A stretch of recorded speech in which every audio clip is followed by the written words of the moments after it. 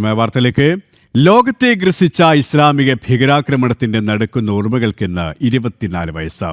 ലോക പോലീസ് എന്ന് സ്വയം അവകാശപ്പെട്ട അമേരിക്കയുടെ അഭിമാനത്തിന് മുകളിലേക്ക് ആഗോള ഭീകരതയുടെ വിമാനങ്ങൾ ഇടിച്ചിറങ്ങിയ ദിനം. മനുഷ്യരാശിക്ക് നേരെയുള്ള സമാനതകളില്ലാത്ത ആക്രമണമായിരുന്നു ന്യൂയോർക്കിലെ ഇരട്ട ഗോപുരത്തിൽ നടന്നത്.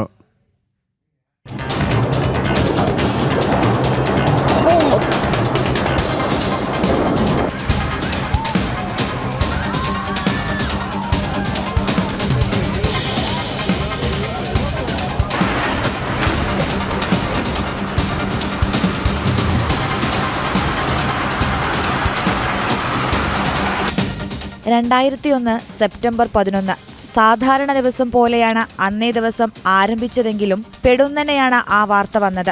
അമേരിക്കയുടെ അഭിമാനമായി ലോകത്തിനു മുൻപിൽ തല ഉയർത്തി നിന്നിരുന്ന ലോക വ്യാപാര സമുച്ചയം ആക്രമിക്കപ്പെട്ടിരിക്കുന്നു.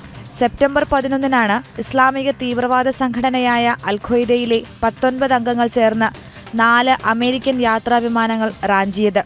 ഇതിൽ 2 എണ്ണം ന്യൂയോർക്ക് സിറ്റിയിലെ ഹൃദയഭാഗത്തുള്ള മൻഹാട്ടനിലെ വേൾഡ് ട്രേഡ് സെന്ററിന്റെ ഇരട്ട ടവറുകളിലേക്ക് ഇടിച്ചു കയറി. ഒരെണ്ണം വിർജീനിയയിലെ പെന്റഗൺ ആസ്ഥാനത്തെ ലക്ഷ്യമിട്ടുമെത്തി. വൈറ്റ് ഹൌസ് ലക്ഷ്യമാക്കി പറന്ന 4ാമത്തെ വിമാനം യാത്രക്കാരുടെ ശക്തമായ ചെറുത്തുനിൽപ്പിനെ തുടർന്ന് പെൻസിൽവാനിയയിലെ സോമർസെറ്റ് കൗണ്ടിക്ക് സമീപം തകർന്നു വീഴുകയായിരുന്നു.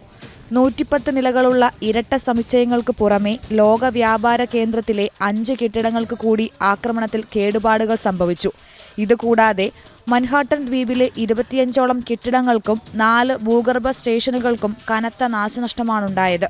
110 നിലകളുള്ള ഇരട്ട ടവറുകളാണ് തകർന്ന് തരിപ്പണമായത്. ഭീകരൻ ഒസാമ ബിൻ ലാദനാണ് ലോക ചരിത്രത്തിലെ ഏറ്റവും വലിയ ഭീകരാക്രമണം ആസൂത്രണം ചെയ്ത് നടപ്പിലാക്കിയത്. രഹസ്യമായി അമേരിക്ക വളർത്തിയെന്ന് പ്രചരിപ്പിക്കുന്ന ഭീകരനെ അമേരിക്കയുടെ സീൽ കമാൻഡോ സേന തന്നെ പാകിസ്ഥാനിലെത്തി കൊലപ്പെടുത്തി മൃതദേഹം കടലിലൊഴുക്കുകയായിരുന്നു. ന്യൂസ് ഡെസ്ക് ജനം.